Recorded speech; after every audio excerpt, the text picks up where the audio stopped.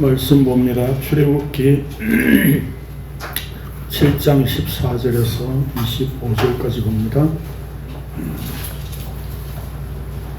출애굽기 7장 14절에서 25절입니다.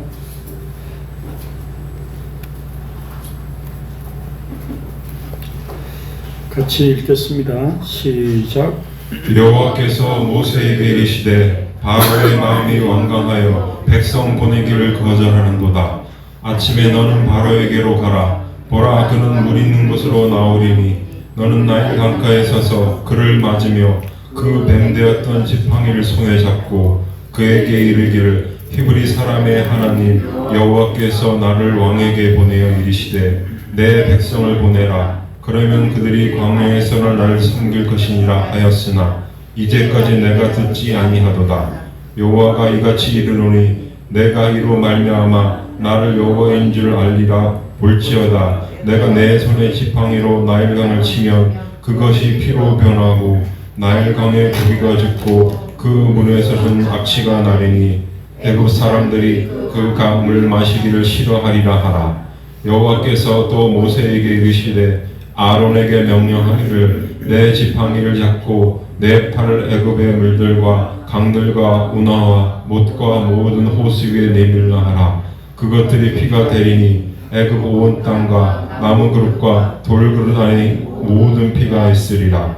모세와 아론이 여호와께서 명령하신 대로 행하여 바로와 그의 신하의 목전에서 그 지팡이 들어 나일강을 치니 그 물이 다 피로 변하고 나일강의 고기가 죽고 그 물에서는 악취가 나니 애굽 사람들이 나일 강물을 마시지 못하며 애굽 온 땅을 피가 있으나 애굽 요스사들도 자기들의 요술로 그와 같이 행함으로 바로의 마음이 완악하여 그들의 말을 듣지 아니하니 여호와의 말씀과 같더라.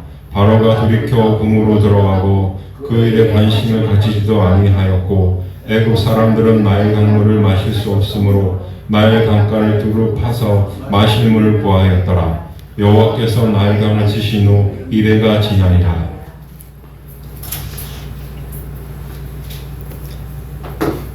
우리가 흔히 재앙이라고 이렇게 이해하고 있죠. 그래서 첫 번째 재앙, 제가 가지고 있는 성경도 어떤 출판사에서 나온 책인데 제목이 첫째 재앙 이렇게 되어 있어요.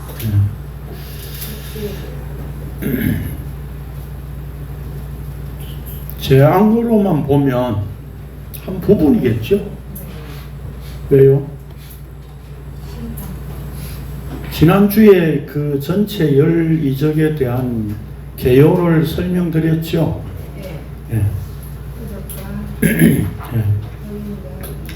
애굽인들에게는 재앙으로 받아들여져서 그게 하나님의 심판 아래 있음이 드러나지만 언약 백성들에게는 표징, 오트는 언약의 표인 거라고 그랬죠? 표라고 그랬죠? 그래서 언약의 표로 재앙이 아니라 단순히 그 재앙을 겪는 속에서 예수 그리스도를 발견하게 되는, 알게 되는, 그래서 여호와와 하나 되는, 여호와인 줄 아는 그런 은혜가 입혀지는 것이죠. 그렇다면 오늘 첫 번째 이 키워드가 뭐죠? 피. 또 뭐가 필요됐어요? 물. 그러니까 물, 피 하면 우리는 이제 떠오르는 게 있죠. 그게 전부 답니다. 강론 안 해도 되겠죠? 그 물과 피가 어떤 의미로 우리에게 이제 전해주고 있는가 하는 것을 좀 살펴보자는 겁니다. 그래서 제가 제목은 2적으로 나갑니다. 피 2적. 2적은 그것 자체로 의미가 있다기보다 표징으로 받아들여지느냐 아니면 재앙으로 받아들여지느냐 하는 문제라고 할 수 있습니다.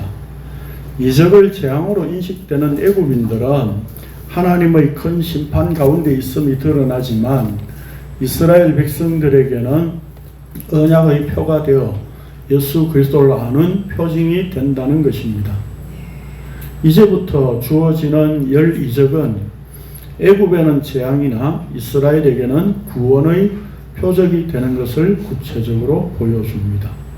그러니까 결론은 뭡니까? 사실은 이스라엘 언약 백성들에게 결국은 열 말씀을 보여주는 것이죠.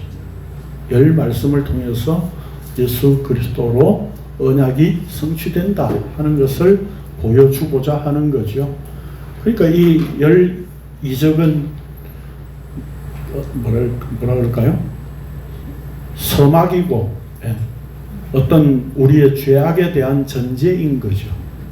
그 이적을 통해서 우리의 실상이 다 드러나니까. 14절을 보면 여호와께서 모세에게 이르시되 바로의 마음이 완강하여 백성 보내기를 거절하는도다. 여기 완강하여 라고 하는 말이 히브리어로 카바드입니다. 카바드는 우리가 열 말씀할 때도 이미 했었죠. 어디에 나옵니까? 부모를 공경하라 할 때 그 공경하라. 무겁다, 힘겹다, 짐이 되다, 영화롭다, 공경하다, 존귀하다, 견고하다 이런 뜻입니다. 그런데 이게 우리 성경에 완악하다, 완강하다 이 표현이요 다양하게 이렇게 번역이 되어 있는데 히브리어로는 조금씩 차이가 있어요. 그걸 잠깐 설명을 드리고자 하는 겁니다. 출애굽기 8장 15절, 32절, 9장 7절, 10장 1절에서는 카바드인데 완강어로 번역을 했고 같은 단어 카바드인데도 9장 34절에서는 완악어로 번역을 했습니다. 우리 성경에. 그리고 4장 21절에서의 완악은 하자크예요. 이건 앞에서 이미 살펴봤었죠. 강하게 하다, 견고하게 하다라고 하는 그런 뜻입니다. 그런데 7장 3절에서 완악은 카샤로 완고하다, 맹렬하다, 곧게 하다, 뻣뻣하다. 나중에 출애굽기 후반부에 보면 이스라엘 백성들의 목이 뻣뻣하여 뭐 이런 표현들이 나오는데 이게 카샤예요.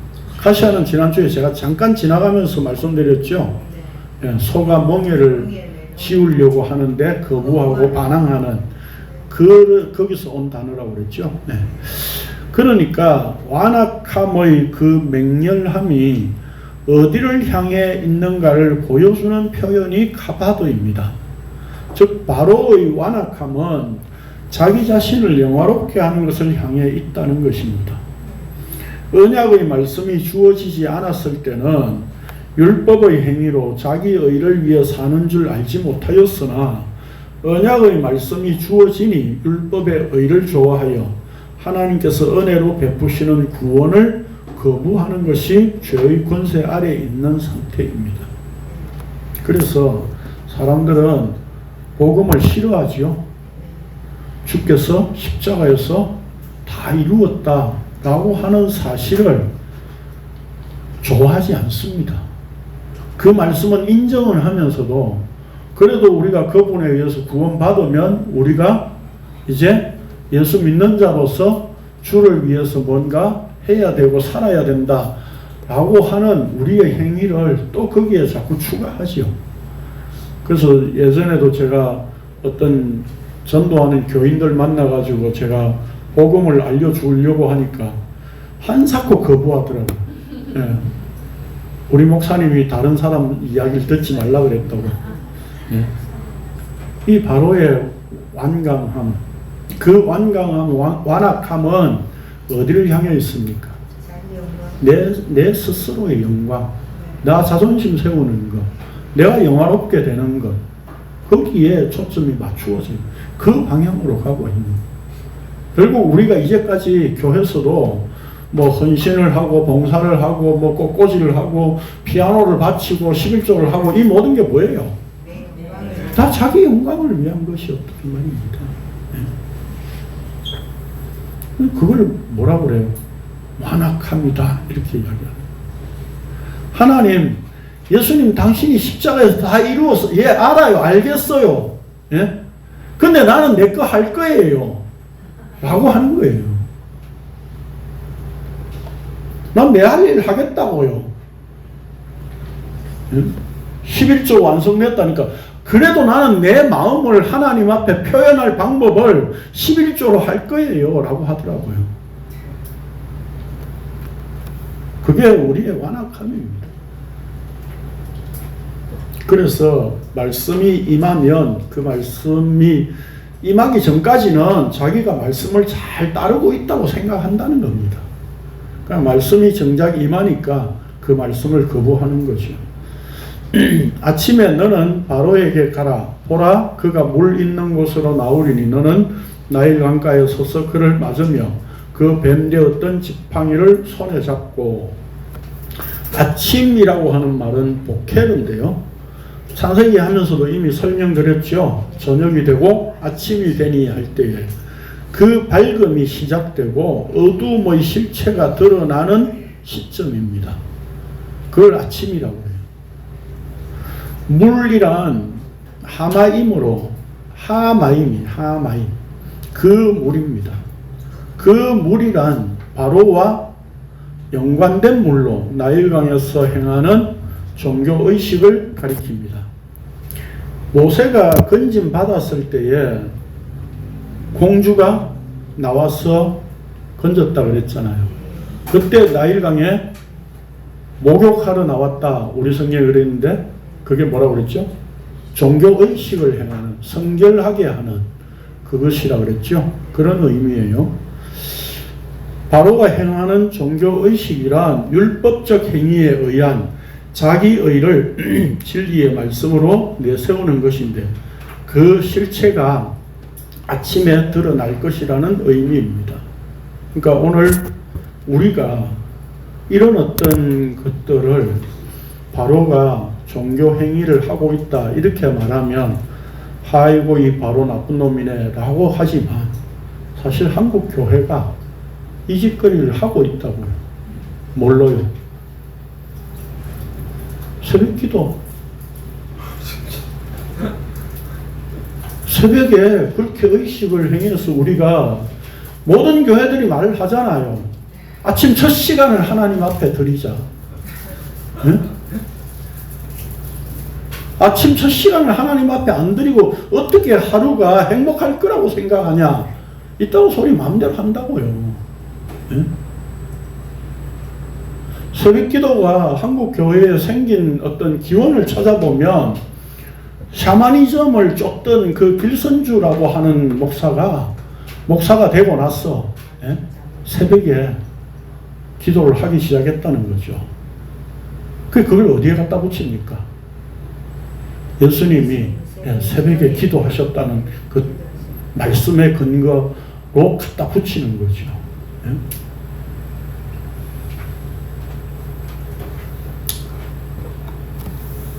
농경사회에서는 가능할 수 있습니다.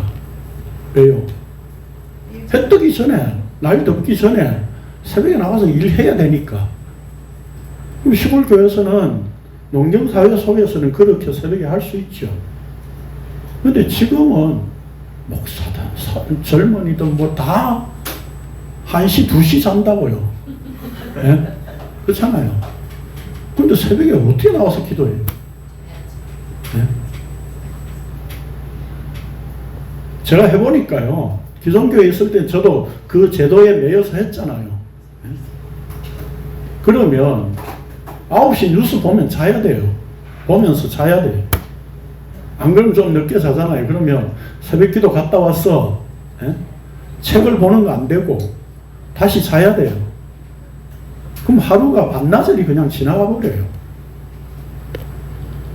그래서 생활 패턴에 문제가 있으니까 하지 말자 그런 이야기가 아니라 첫 시간에 우리가 이런 의식을 행한다는 어떤 그런 종교성을 가지고 이제까지 해왔다는 것에 대해서 다시 생각해 볼 문제다 이 말입니다.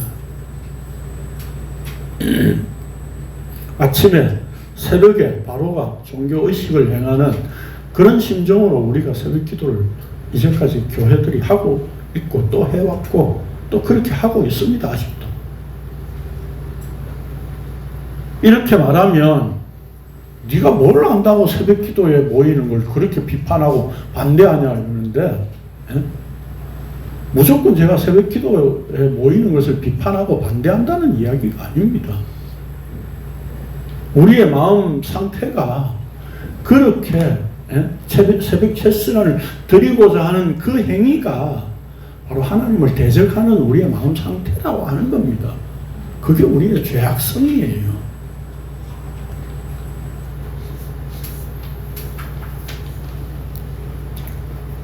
그러니까 새벽에 우리가 기도하고 착하게 그 다음 하루를 살자라고 하는 게 얼마나 말씀에 대적하고 있는 상태인가 라고 하는 겁니까? 나일 강가에 섰어 라는 표현은 바로가 물에 나와 그것을 말씀으로 드러내고 있다고 하지만 가장자리 즉 진리의 주변에, 물가 나일 강가에 진리의 주변에 머물러 있는 상태입니다. 그 뱀되었던 지팡이는 여기서는 탄닌이 아닌 나하시로 쓰고 있어요. 그러면 나하시는 언제적 지팡이입니까? 모세를 부르셔서 애굽에 보내시려고 할 때에 나타내신 이적 속에 나오는 표현이 나하시죠. 네. 그러니까 지팡이가 탄닌이 된 첫 번 이적은 믿지 못하지만 두 번째 표적으로 보여주고자 한다는 의미에서 이제 나하시라는 단어를 사용하여 저주 아래 오셔서 지파의 머리가 되시는 예수 그리스도의 지혜가 드러나는 것이 하나님의 능력이라는 의미를 담고 있습니다. 그러니까 첫 번째 이적은 나하시로 써서 그 나하시가 단순히 사탄 마귀를 의미한다는 것이 아니라 저주 속에 오신 예수 그리스도를 설명하는, 그래서 불뱀으로 말미암아서 녹뱀으로 다시 살아나는 장대 위의 뱀, 그걸 의미한다고 말씀드렸죠. 그렇다면 두 번째 다시 바로 앞에서 행한 이 지팡이는 탄닌으로 쓰고 있다 이 말입니다. 그 탄닌은 바로가 지금 사탄의 역할을 하면서 애굽을 어떻게 이스라엘과 장악하고 있느냐, 그 탄닌의 그 장악 속에 있는 애굽과 이스라엘의 모습을 보여주기 위한 것이었다 이 말입니다. 그런데 이제 다시 나시였던 지팡이를 들고 이 이적을 행하니까 지금 모세는 이스라엘 백성들에게 바로 저주 속에 오신 그 예수 그리스도의 능력을 보여주려고 한다, 이런 의미다 이 말입니다. 그에게 이르기를 히브리 사람의 하나님 여호와께서 나를 왕에게 보내어 이르시되 내 백성을 보내라. 그러면 그들이 광야에서 나를 섬길 것이니라 하였으나 이제까지 네가 듣지 아니하도다. 히브리 사람의 하나님 여호와란 바로와 같이 나일강 주변에 머물러 있는 것이 아닌 죽음을 건너온 자들의 하나님으로서 모세를 보내어, 그 하나님께서 모세를 보내어 내 백성을 보내라 라는 말씀을 성취하여 진리 가운데서 하나님께 경배하는 제사장 나라로 만드시겠다는 언약을 나타내신 표현입니다. 듣지 아니하도다 라고 하였는데 실로 문자의 율법에 열심을 내는 자들은 진리의 말씀을 듣지 않습니다. 그러니 진리의 영이 찾아오셔서 들리게 하신 은혜를 베푸셔야만 합니다. 네. 그래서 교회 다니는 사람들에게 복음을 이야기하면 안 듣잖아요. 안 듣죠? 네. 왜? 자기 영광스러운 의가 내재되어 있기 때문에, 그게 장착되어져 가지고 그걸 위해서 쫓아가고 그걸 추구하는 상태이기 때문에 복음을 절대 안 듣습니다. 예? 자꾸 토를 날죠. 예? 그럼 나는 뭐냐? 뭐 이런 거죠. 예수님 십자가에서 다 이루었다. 우리는 할 게 없다. 그럼 나는 뭐냐? 맨날 이 질문인 거죠. 그 나가 죽은 존재라니까요. 죽었다는 것을 인정하고 싶지 않은 거죠. 여호와가 이같이 이르노니 내가 이로 말미암아 나를 여호와인 줄 알리라. 볼지어다 내가 내 손의 지팡이로 나일강을 치면 그것이 피로 변하고 나를 여호와인 줄 알리라 라고 하셨는데, 이적의 목적은 여호와 하나님을 알게 하시는 것입니다. 어떻게 알아요? 이 이적으로 말미암아 애굽은 여호와 하나님과 하나 되지 못하고, 이 안다는 것은 야다라 그랬죠. 하나 된다는 의미. 그래서 재앙이 되어 심판 아래 있음이 드러나는 그런 여호와로 알게 되죠. 그런데 이스라엘은 언약의 표인 예수 그리스도로 이 땅에 오셔서 구원을 이루시는 여호와인 줄 알아 하나 되는 은혜를 입습니다. 이스라엘에게는 하나님께서 자기 언약을 담아 놓으셨기 때문입니다. 그러니까 이스라엘이 여호와인 줄 아는 것은 자기 스스로 알게 되는 게 아니라 하나님의 언약이 그들로 하여금 알게 해주시는 은혜로 입혀졌다 이 말입니다. 언약 때문인 거죠. 그 언약 때문이라는 말은 다른 말로 하면, 오늘날로 표현하면 예수 그리스도에 의해서 알게 된다 이 말입니다. 예수 그리스도 그분이 찾아오셨기 때문에 그분을 예수 그리스도로 알게 되었다는 것이죠. 지팡이로 나일강을 치면이라는 표현에서 치면의 낙하는 치다, 때리다, 쫓아내다, 죽이다, 심판하다 이런 뜻인데요. 애굽 사람이 히브리 사람을 치는 것, 모세가 그들을 쳐 죽인 것, 여기서도 낙하 설명드렸죠. 그래서 이 낙하는 언제나 주체가 하나님이다. 2장 할 때도 설명드렸습니다.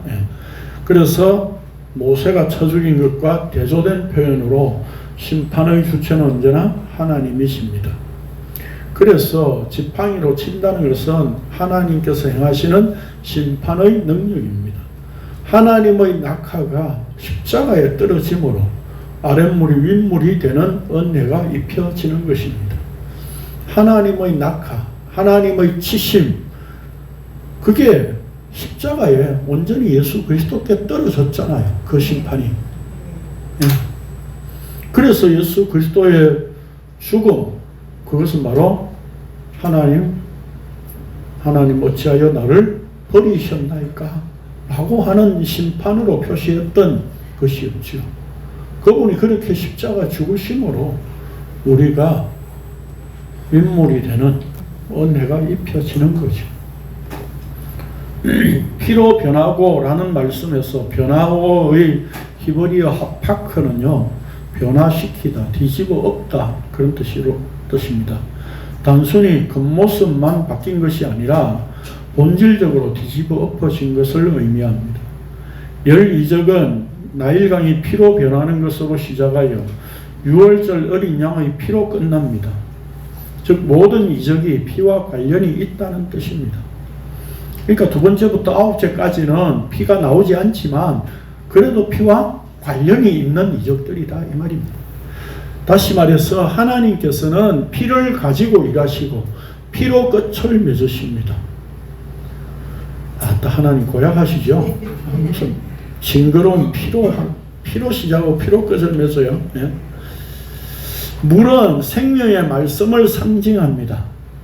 그러나 바로는 그것을 자신이 주는 진리로 나타내었기에 피의 이적을 통해 그 본질이 죽음이라는 것입니다. 진리의 물을 먹을 수 없는 상태가 심판 가운데 있는 모습입니다. 그래서 요한계시록에서도 이런 어떤 그 대접 재앙이라고 그랬죠. 여기에 나타나는 말씀을 보면 같은 내용입니다. 보겠습니다. 시작. 셋째 천사가 나팔을 부니 횃불같이 타는 큰 별이 하늘에서 떨어져 강들의 3분의 1과 여러 물샘에 떨어지니 이 별 이름은 쓴쑥이라. 물의 3분의 1이 쓴쑥이 되매 그 물이 쓴물이 되므로 많은 사람이 죽더라. 대접 재앙이 아니라 나팔 재앙이죠. 네, 나팔.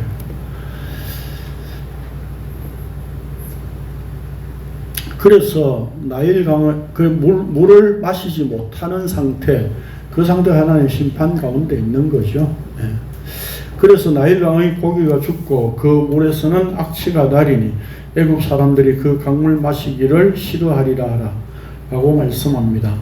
애굽 사람들은 그것이 자신을 살리는 진리의 물로 먹을 수 없는 상태입니다. 따라서 악취가 난다는 것은 지금까지 생명의 말씀으로 알고 행위로 실천한 율법의 문자가 먹지 못할 죄와 사망의 악한 말이었음을 알게 되었다는 의미입니다.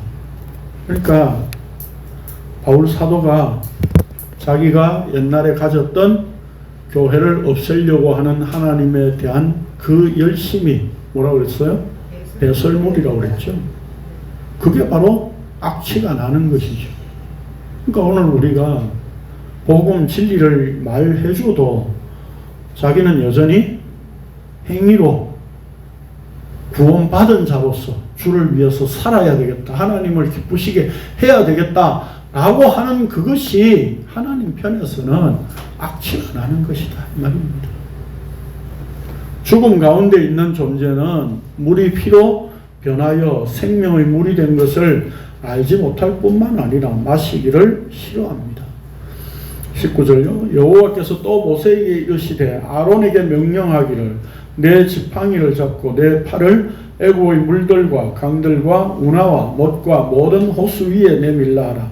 그것들이 피가 되리니 애굽 온 땅과 나무 그릇과 돌 그릇 안에 모두 피가 있으리라. 모세와 아론이 여호와께서 명령하신 대로 행하여 바로와 그의 신하의 목전에서 지팡이를 들어 나일강을 치니 그 물이 다 피로 변하고 나일강의 고기가 죽고 그 물에서는 악취가 나니 애굽 사람들이 나일강 물을 마시지 못하며 애굽 온 땅에는 피가 있으나 나무 그릇과 돌 그릇 안에라고 번역을 했는데 히브리어 성경으로 보면 그릇이라는 말은 없습니다. 그러니까 이게 의역을 그냥 한 거예요. 근데 의역을 했기 때문에 이게 마치 집안에 그릇 안에도 피가 있구나 이렇게 보여진다 이 말입니다. 그런데 이걸 정확하게 번역하면 나무와 돌 안에라고 하는 말이에요. 그러니까 나무와 돌이라고 하는 말은 뭐예요? 온 천지의 자연을 통틀어서 표현하는 말이에요. 그러니까 집안의 그릇 안에 하는 그런 어떤 좁은 의미가 아니다 이 말입니다. 자연의 모든 것이 본질적으로 수액이나 갈라진 돌 틈에도 피로 고여 있다는 뜻입니다.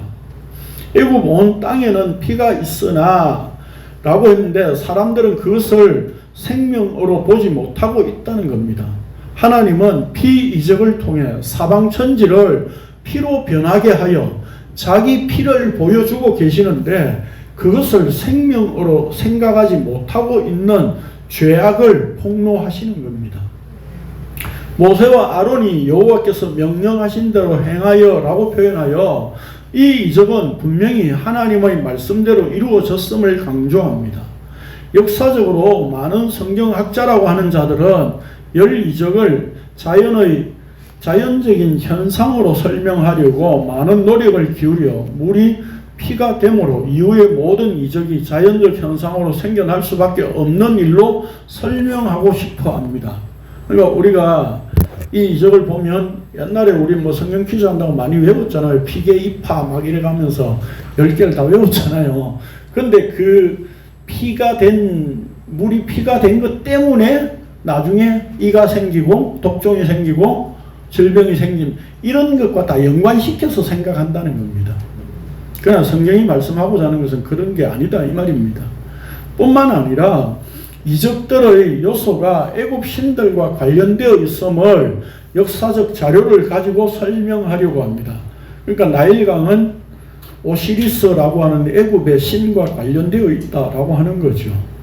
물론 애굽의 신들과 관련되어 있다는 것이 사실입니다. 사실이라고 할지라도 하나님은 이러한 이적들을 통해 단순히 그 애굽의 신들을 제압했다 그런 의미로만 말하고 있는 게 아니다 이 말입니다. 이러한 이적들을 통해 언약의 말씀을 하시는 것이고 그 언약은 예수 그리스도를 계시한다는 겁니다. 결국 피의 생명은 언약의 실체이신 예수 그리스도의 십자가 죽음을 통해 온전히 드러내시는 것입니다. 보겠습니다. 시작.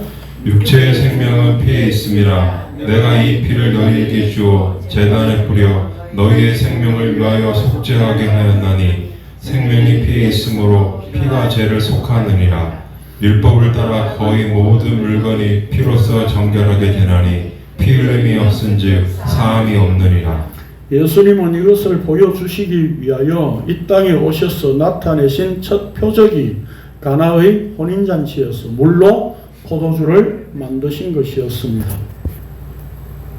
예전에 어떤 인터넷에 사진이 이렇게 올라온 게 있는데 마트에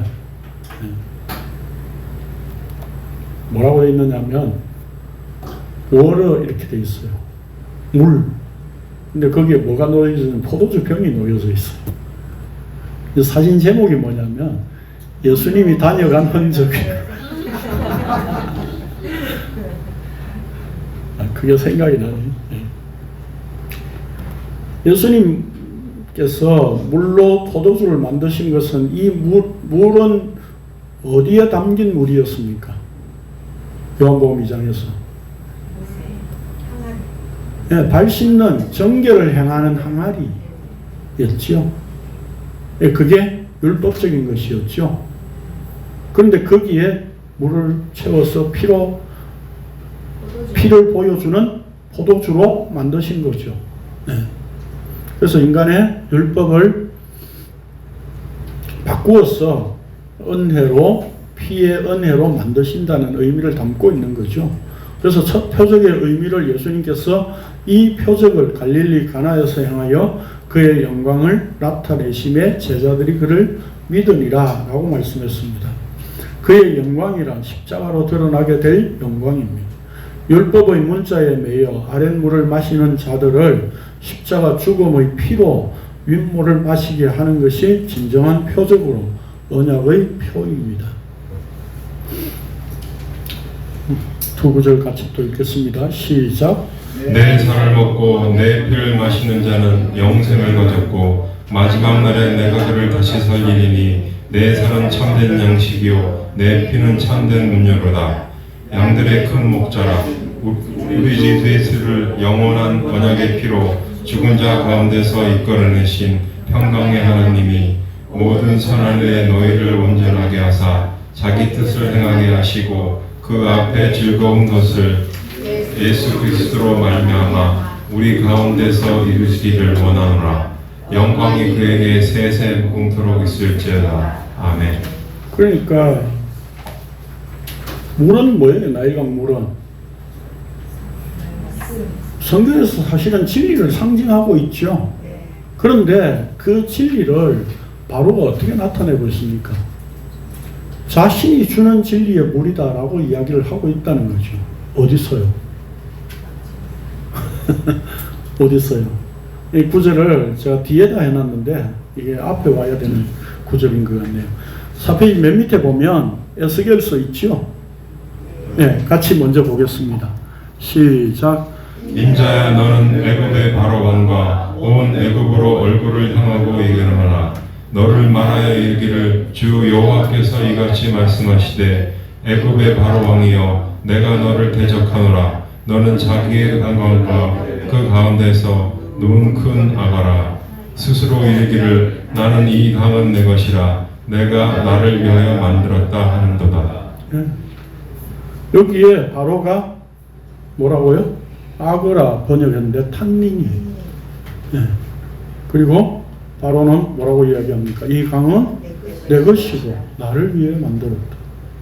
그러니까 완악함은 자기의 영화로움을 위해서 사람들에게 이것이 진리의 물이야 라고 먹였다는 거죠.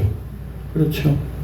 근데 그 물을 못 먹게 되니까 사람들은 생명의 피로 우리에게 전해주는 하나님의 언약의 말씀인 줄을 이해하지 못하고 이 피 우리는 못 먹습니다. 그렇게 나오더라 이 말입니다. 이게 우리의 모습이라는 거죠. 죄악 가운데 있는. 4페이지 맨 위에입니다. 22절. 애굽 요술사들도 자기들의 요술로 그와 같이 행함으로 바로의 마음이 완악하여 그들의 말을 듣지 아니하니 여호와의 말씀과 같더라. 바로가 돌이켜 궁으로 들어가고 그 일에 관심을 가지지도 아니하였고 애굽 사람들은 나일강 물을 마실 수 없으므로 나일강가를 두루 파서 마실 물을 구하였더라.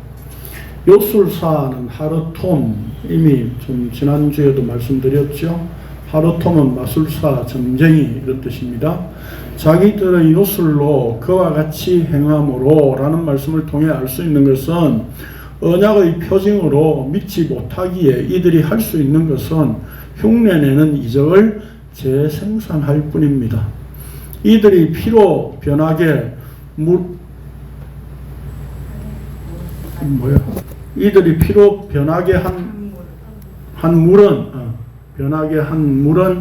아마도 강가를 두루 파서 얻게 된 물일 것입니다. 그게 24절에 나오죠. 사실 제대로 된 이적이라면 피를 물로 만드는 것이어야 되죠. 그렇죠? 그래야 사람들을 살릴 거 아닙니까? 그런데 이 요술사들이, 점쟁이, 이 마술사들이 행한 건 뭡니까? 모세와 똑같이 피로 만드는 것이었습니다. 그러니까 우리도 이거 할 줄 안다 이거죠. 그 이적에 대한 단순한 흉내내기 재생산, 이게 오늘날 많은 목사들이, 목사만 또 목사만 제한되니까 뭐 권사 뭐 이런 분들도 뭐 있잖아요. 기도빨 좋다는 뭐 손땡철 장로 이런 사람들도 기적을 일으키는 집회 막 하고 있잖아요. 그냥 그 이적에 대한 이적을 자꾸 재생산한다는 게 무슨 의미가 있어요? 그러나 이들의 이적은 괴로움을 더하고, 왜? 피가 더해지니까 괴로움이 더해질 수밖에 없죠. 궁극적으로 그 피로 인하여 보여지는 것은 죽음이죠. 그 죽음에 죽음을 더하는 것에 불과한 겁니다. 오늘날도 신사도 운동이나 기적을 추구하는 것을 복음으로 말하는 자들은 죽음에 죽음을 더하는 자들일 뿐입니다. 그러니까 어디 이적 뭐 100% 진다 하는 곳에 쫓아가가지고 그 사이비 종교에 그냥 심취되는 그거 죽음에 죽음을 더하는 거예요. 그래서 지금 우리가 뭐 이렇게 특검을 통해서 밝혀지는 게 온 교회, 통일교, 신천지 다 연루돼 가지고 정치권에 줄대서 그냥 자기들 살아남고자 한 거였잖아요. 뭐 우리가 아는 수원의 유명한 교회, 옛날에 72년도입니까 4년도에 그 여의도에서 무슨 뭐 대규모 집회할 때에 빌리그리암 목사의 설교를 통역했던 목사까지도 정치줄에 다 연루돼 가지고 그가 운영하는 방송사는 선교를 빌미로 얼마나 많은 사람들이 돈을 착취했습니까? 그리고도 자기는 잘못이 없대요. 죽음에 죽음을 더하는 짓을 하고 있는 겁니다. 계속해서.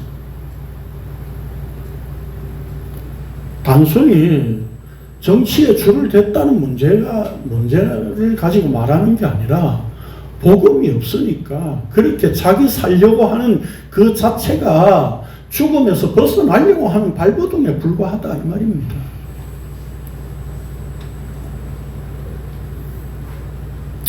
그래서 예수님께서도 산상수훈에서 이렇게 말씀하셨죠.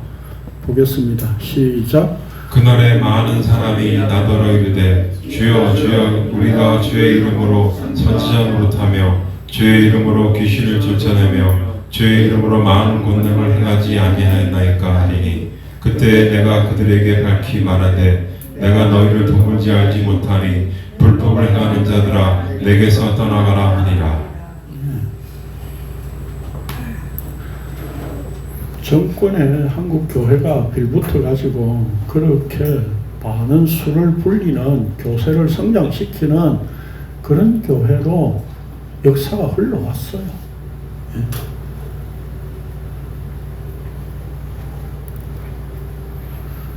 그것이 복음과 아무 관계없다는 사실을 아직까지도 인식을 못합니다.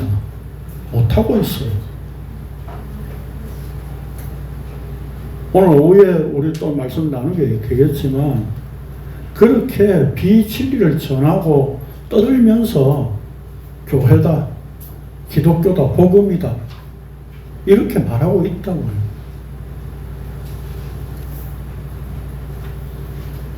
그래서 사람을 엄청나게 죽인 사람도 여호수아 장군이 되고 말이지.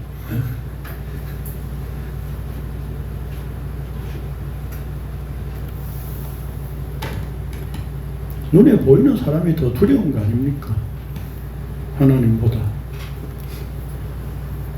그게 우리의 죄성입니다.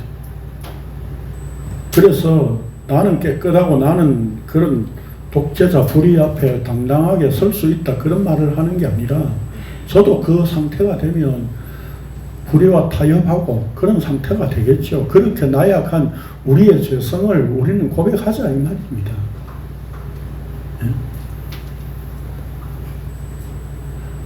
예수님께서 베드로로 하여금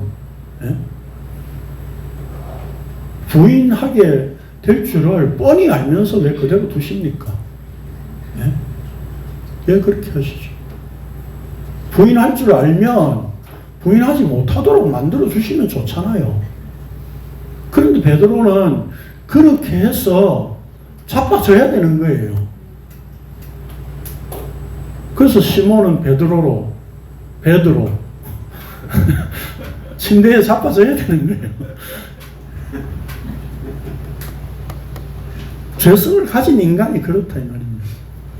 그렇게 해야만 다시 되돌려서 일으켜 주시고 다시 세워 주시는 분이 성령께서 우리를 진리로 다시 세워 주신다 라고 하는 그 은혜를 경험하게 만드시는 겁니다. 그래서 베드로는 자빠져야 되었던 겁니다. 오늘 우리 역시 믿음으로 안 자빠지고 날마다 세상에서 승리해야 되겠다라고 하는 고집으로 살 게 아니라 오히려 세상 속에서 자빠지십시오. 재앙 속에서 허덕인 우리의 본 모습을 직시하십시오.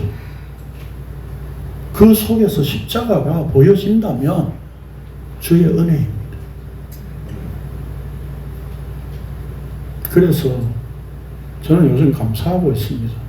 수성교회가 자꾸 줄어들고 있어요, 숫자가. 얼마나 감사한지 모릅니다. 수성교회 자꾸 망해야 되고, 자꾸 떠나가야 돼요. 수성교회를 떠나간다고 제가 복음을 모른다, 그런 이야기는 아닙니다. 그냥 수성교회는 그렇게 망하고, 제 사례도 안 나오고, 그렇게 해서 망하면 저도 그만두면 됩니다. 그래야만 십자가는 영원하구나. 십자가로 그분이 베푸시는 은혜는 영원하구나. 우리가 교회를 세우고 더 크게 키우고 사람이 많이 모이도록 하려고 하는 이게 우리의 죄성이구나 라고 하는 것을 날마다 확인해야 되는 겁니다. 그래야만 예수 그리스도의 몸된 교회만 드러나게 되어 있는 겁니다. 그 은혜가 주성교회가 망함으로 있어지기를 원합니다.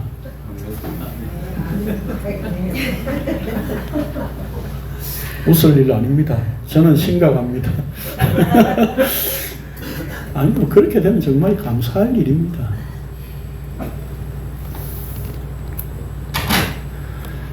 (22절이죠) 바로의 마음이 완악하여 그들의 말을 듣지 아니하니라는 말씀을 통해 보여주는 것은 우리의 그 사람이고 죄성입니다. 이제 그 자체만을 보고 그 정도는 자신도 할 수 있다고 여깁니다. 왜요? 저기 요술사들이 똑같이 하니까. 다시 말해서 말씀을 해석하는 것은 자신도 얼마든지 할 수 있다는 것입니다. 말씀을 지식적으로 생각을 하는 겁니다. 그러나 진리를 아는 것은 표적의 본질 곧 예수 그리스도의 십자가에 근거하여 진리의 영이 알게 하실 때 가능한 것입니다. 따라서 이적을 통해 언약의 표징이신 예수 그리스도를 보지 못하고 눈에 보이는 현상에만 집중한다면 그것이 완악한 것입니다. 그러기에 모세와 아론이 전하는 말이 들리지 않습니다. 그래서 바로 왕이 어떤 존재이며 어떤 마음가짐인지 에스겔 선지자도 이렇게 말했던 겁니다. 아까 우리 읽었죠. 바로는 그 물을 자기가 만든 진리의 물이라고 생각한다는 거죠.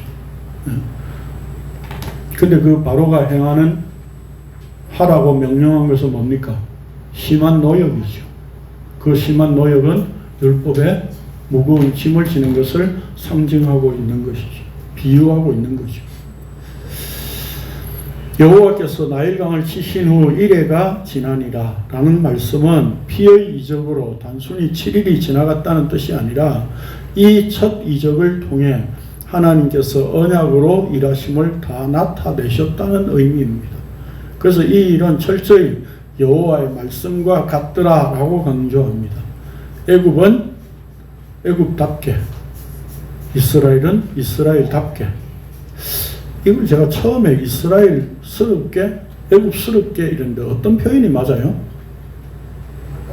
애굽스럽게, 이스라엘은 이스라엘스럽게. 그렇게 하나님의 언약의 말씀을 드러내는 겁니다. 각자의 자리에서, 선택된 위치에서. 중요한 것은 뭡니까? 하나님의 언약이 담겨 있느냐 아니냐 하는 거죠.